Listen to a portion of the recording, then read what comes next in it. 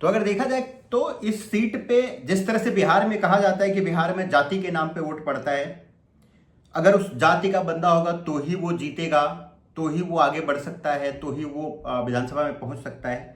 शायद इस सीट के लिए वैसा लागू नहीं होता है, क्योंकि अगर आप देखेंगे आज़ादी के बाद तक जो भी 18 चुनाव हुए, वो 18 चुनाव में से मैक्सिमम चुनाव है, एक दो अपवाद छोड़ दिया जाए तो वो सवर्ण जीते हैं। जबकि यहाँ पे जनसंख्या के हिसाब से देखा जाए तो ओबीसी और ईबीसी की संख्या ज्यादा है। अब इस क्षेत्र में बहुत बार ऐसे हैं जो उलटफेर देखने को मिले हैं। देखा जाए तो 1977 से 1990 तक कांग्रेस का इस पे कंटिन्यूअस कब्जा रहा, जिसमें ब्रजकिशोर नारायण सिंह ने लगातार 4 बार जीते। 2020 का जब चुनाव हुआ यहाँ पे, तो 2020 में यहाँ पे जो इलेक्शन था वो त्रिकोणीय था, वो 3 लोगों के बीच में था, जिसमें अगर आप देखेंगे तो आरजेडी से जो प्रेम शंकर प्रसाद हैं जो कि जीते हैं, उनको अराउंड 37% वोट मिलता है। उनसे जो भाजपा के जो पिछले इलेक्शन में 2015 में जीते थे मोदी लहर में, मिथिलेश कुमार तिवारी, मिथिलेश कुमार को अराउंड 30% वोट मिलते हैं, लेकिन वो 68 और 57,000 के कांटे के टक्कर में होते हैं। अगर 10,000 इधर उधर और वो शायद वो इलेक्शन जीत जाते। उसी तरह से अगर अब देखा जाए तो तीसरे जो मंजीत कुमार सिंह, जो पहले आरजेडी से चुनाव लड़ते हैं, समता पार्टी से चुनाव लड़ते हैं, मंजीत कुमार सिंह भी एक बार उस मैदान में होते हैं, निर्दलीय होते हैं, जिनको कि अराउंड जो वोट मिलते हैं उनको भी 43,000 वोट मिलते हैं, जो कि 23% है। यानी कि शायद अगर वहां पे मंजीत कुमार सिंह अगर नहीं उठते, नहीं खड़े होते, तो वो सीट बीजेपी को चली जाती, क्योंकि वो सारे वोट जो ट्रांसफर होते वो बीजेपी को ट्रांसफर होते, जो कि मंजीत कुमार सिंह के हिस्से में गए। इस हिसाब से अगर देखा जाए तो जो पूरा बैकुंठपुर है, बैकुंठपुर में टोटल जो मतदाता है वो 3.17 लाख के लगभग हैं, जो कि आज के डेट में वोट देते हैं। उसमें से 9.72% जो है वो अनुसूचित जाति के लोग हैं। अगर उसी हिसाब से देखा जाए तो अनुसूचित जनजाति जिसको बोलते हैं वो अराउंड 0.3-0.4% के लगभग हैं। वहां पे मुस्लिम मतदाता जो हैं वो अराउंड 17.5% लगभग हैं, 17.5% के लगभग हैं। बट वहां पे अगर देखा जाए तो इस तरह से एकमत उनका झुकाव किसी पार्टी की तरफ होता नहीं है, क्योंकि वहां पे जो मुस्लिम मतदाता हैं या मुस्लिम जो कम्युनिटी है उसमें भी बहुत सारे डिविजन्स हैं। तो अगर आप देखेंगे तो 2020 का जो चुनाव था, 2020 के चुनाव के हिसाब से अगर देखा जाए तो वहां पे अगर इस बार गठबंधन में बीजेपी और जेडीयू मिलती है और 2 जो उम्मीदवार वहां पे उठे थे, एक निर्दलीय मिथिलेश कुमार सिंह और मिथिलेश कुमार तिवारी जो बीजेपी से उठे थे और निर्दलीय मंजीत कुमार सिंह जो उठे थे, अगर दोनों को मिला के किसी भी तरीके से एनडीए डिसाइड कर लेता है कि कोई एक वहां से खड़ा हो संयुक्त उम्मीदवार के रूप में, तो ये सीट अगर आप देखेंगे तो जाती हुई दिख रही है एनडीए की तरफ। क्यों? क्योंकि यहां पे अगर आप देखेंगे, अगर जेडीयू का कोई यहां पे खड़ा होता है या जेडीयू का कंबाइन कोई खड़ा होता है, तो जो उसका पारंपरिक वोट है ईबीसी का, वो ईबीसी का पूरा वोट जो ट्रांसफर होता है वो होता है जो भी संयुक्त एनडीए का उम्मीदवार होगा उसको। एंड साथ में वहां पे अराउंड 12 से 13% सवर्णों का वोट है। सवर्णों जब मैं कहता हूं तो वहां पे ब्राह्मण, बनिया और जो ठाकुर वोट कहा जाता है उनका है। वो पूरा का पूरा जो वोट है वो भी ट्रांसफर होता है एनडीए के उम्मीदवार को।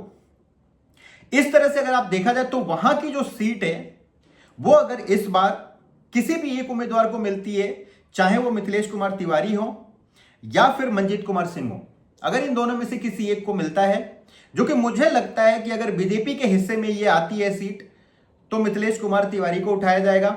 और अगर मिथिलेश कुमार तिवारी वहां से उठते हैं, इसके बजाय कि वहां मंजीत कुमार सिंह उठे, क्योंकि पिछली बार की जनता ने वहां देखा है कि अगर कोई वोट काटने आता है तो एक ऐसी पार्टी है जिसके पास वो सीट चला जाता है, जिसको शायद गोपालगंज का जो पूरा हिस्सा है वो पसंद नहीं करता है। आप सबको पता होगा कि गोपालगंज लालू यादव का एरिया है, लालू यादव का गांव है वहां पे। आप सबको पता होगा कि गोपालगंज वो लोकसभा सीट है जहां से साधु यादव चुन के जाया करते थे पार्लियामेंट में। और एक चीज आप सबको ध्यान रखना होगा कि आज के वक्त में अगर देखा जाए तो लालू यादव और साधु यादव की जमती नहीं है। तो अभी भी लालू यादव क्योंकि पटना में रहने चले गए, उनका पूरा परिवार पटना रहता है, लेकिन साधु यादव का कर्म क्षेत्र अभी भी गोपालगंज है। तो कहा जाए कि जो प्रभाव है साधु यादव का वो उनके एरिया में ज्यादा है। तो अगर साधु यादव वहां पे जाते हैं एंड साधु यादव अगर किसी तरह से लोगों को कन्विंस कर पाते हैं, या अगर कह लीजिए कि वो साइडलाइन रहते हैं, तो ये सीट एनडीए को जाती हुई दिख रही है। अगर देखा जाए वहां पे तो एग्जैक्ट किस तरह से वोटिंग होती है, तो जो टॉप के 10 जो है, टॉप के 10 अगर वहां पे जो भी बूथ है अगर उठा लिया जाए, तो उसमें जो मेल और फीमेल का जो बाइफर्केशन है वोटों का, वो अराउंड 47%, 48% फीमेल वोट है और 52% के लगभग मेल वोट है। ये इलेक्टोरल रोल है वहां का। या एज समरी के हिसाब से देखा जाए तो एज समरी के हिसाब से 18 से लेकर और 85 तक के लोगों की जो संख्या है वो है अराउंड 95%। एंड अगर उसी को थोड़ा सा छोटा कर देते हैं, वाइडर कर देते हैं, ये जानने के लिए, क्योंकि आपको पता है कि बीजेपी या एनडीए जो गवर्नमेंट है या एनडीए का जो ज्यादा लहर है वो जो मिड एज वाले लोग हैं, बिहार के परिदृश्य में अगर देखा जाए तो, क्योंकि उन्होंने जंगल राज देखा हुआ है, उसमें उनका क्रेज ज्यादा है। तो उस तरह के लोग वहां पे 95% हैं जिन्होंने 10 साल लालू यादव का जंगल राज देखा है। तो वो जो वोट करते हैं वो एनडीए की तरफ वोट करते हैं। इसलिए अगर आपको देखा जाए तो एंटी इनकम्बेंसी और दूसरा ये जो सारे समीकरण है वो मनजीत कुमार सिंह और मिथिलेश कुमार तिवारी का कंबाइन वोट का, उसको देखते हुए ये सीट जाती है एनडीए की तरफ। अगर हम आगे बढ़ते हुए दूसरी सीट पे चलते हैं, इसी जो डिस्ट्रिक्ट है गोपालगंज डिस्ट्रिक्ट, गोपालगंज डिस्ट्रिक्ट का दूसरा जो जिला आता है वो आता है बैकुंठपुर। वो दूसरा आता है जो बैकुंठपुर के बारे में हमने बात किया हुआ है। दूसरा जो इसमें जो जिला आता है, असेंबली सीट आती है, वो आती है बरौली। बरौली एक ऐसी सीट है जिसपे बहुत टाइम से बीजेपी का कब्जा रहा है। बीजेपी वहां से चुनाव जीतती रही है। बीजेपी वहां पे उनका बहुत अच्छी पकड़ है। पकड़ इसलिए है कि वहां पे जो स्विंग वोट होते हैं या वहां पे जो चीजें आगे जाती हैं वो जाती हैं इस बेस पे कि गवर्नमेंट की स्कीम क्या क्या चल रही हैं।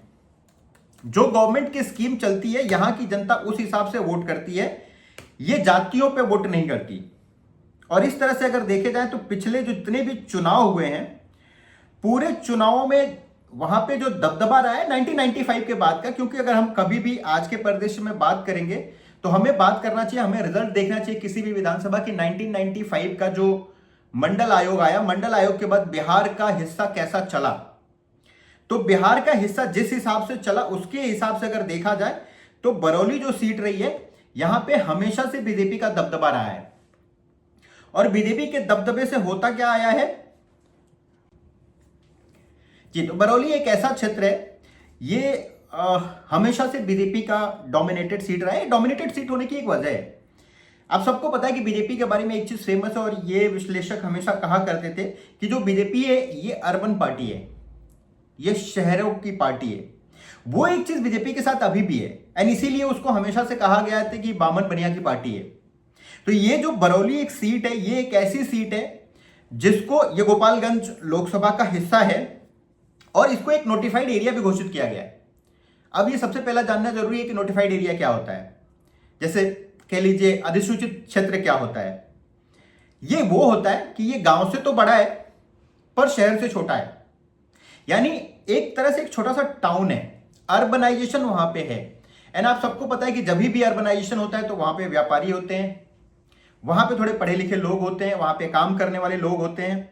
और ऐसे लोगों के लिए अगर देखा जाए तो ये जो सरकार है, बीजेपी की सरकार, हमेशा से मुफीद रही है, हमेशा वो अच्छी लगती थी। यहां गांव भी है जहां पे बहुत उपजाऊ जमीनें हैं। जैसा कि मैंने बताया कि गोपालगंज जो पूरा एरिया है उसमें कुछ जगह हैं जहां पे उपजाऊ जमीनें हैं, जहां पे गन्ने की फसल होती है, मक्का होता है, गेहूं होता है। और यहां की जो मेन रूप से छोटे व्यापारी जो होते हैं, छोटे व्यापारी हैं एंड उनका पूरा का पूरा जो डिपेंडेंसी है वो खेती पे ही है। इसमें अगर देखेंगे तो इस एरिया में अच्छा काम हुआ है। 2005 के बाद आपको पता है सुशासन बाबू का जब नाम दिया गया तो सबसे ज्यादा जो काम हुआ था वो काम हुआ था सड़कों पे। तो यहाँ पे अच्छी अच्छी सड़कें बनने लगी हैं। वहां पे अगर आप देखेंगे तो ऐसा देखा गया है कि वहां पे अभी रोड 4 लेन रोड मीरगंज से जाता है, जो उसके बाजू से जाता है, जो कि अगर यहां से 165 किलोमीटर पटना है, वो मीरगंज से जो हाईवे जाता है उससे ये जुड़ा हुआ है। और वो मीरगंज इसके नॉर्थ ईस्ट में कहीं उत्तर पूर्व में आता है, बेसिकली नॉर्थ ईस्ट के एक कोने पे आता है। यह विधानसभा का जो परिसीमन हुआ था 1951 में पहली बार हुआ था, और अभी तक 17 बार चुनाव हो चुके हैं, और 17 बार में से 4 बार यहां से जो बिहार के पूर्व मुख्यमंत्री थे अब्दुल गफूर, वो यहां से चुनाव जीते हैं। लेकिन अगर आप देखा जाए इसके बाद कि हाल के वर्षों में क्या हो, जैसे मैंने बताया कि बार बार जब भी बिहार के परिदृश्य में आपको बात करना हो तो आप 1995 के बाद देखिए कि होता क्या है। तो 1995 के बाद अगर देखा जाए तो भाजपा ने यहां पे पैठ बनाई, और 2000 से लेके 6 में से 5 चुनाव भाजपा ने जीते हैं। 2015 में जो इलेक्शन हुआ था, जहां पे जेडीयू और आरजेडी ने मिलकर चुनाव लड़ा था, जहां पे महागठबंधन बना था, तभी एक टाइम आया जहां पे राष्ट्रीय जनता दल के मोहम्मद नेमतुल्ला जो हैं वो रामप्रवेश राय को हराए थे, जो कि बहुत छोटा अंतर था, 504 मतों के अंतर से हराया था उन्होंने। इस तरह से देखा जाए तो जो बरौली एरिया है, ये जो बरौली असेंबली सीट है, ये जो है ये बीजेपी का गढ़ रहा है। और अभी भी देखा जाए तो जिस तरह से वेलफेयर स्कीम्स है सेंट्रल गवर्नमेंट की या स्टेट गवर्नमेंट्स की जो स्कीम्स है, या वहां पे जो वहां पे डेमोग्राफी है, उसको देखते हुए अभी तक जो टोटल 3 लाख जो मतदाता है वहां पे, वो 3 लाख में से अराउंड 12% ऐसे हैं जो अनुसूचित जाति के हैं, अराउंड 1% अनुसूचित जनजाति के हैं, और सेम हमने बताया था कि बैकुंठपुर में 17% है, यहां पे 14% के लगभग मुस्लिम हैं। और उस तरह से अगर देखा जाए तो इसमें जो सामान्य मतदाता की संख्या है वो अराउंड 14 से 15% आती है, जो कि वहां पे बीजेपी को और एनडीए गठबंधन को मजबूत बनाती है।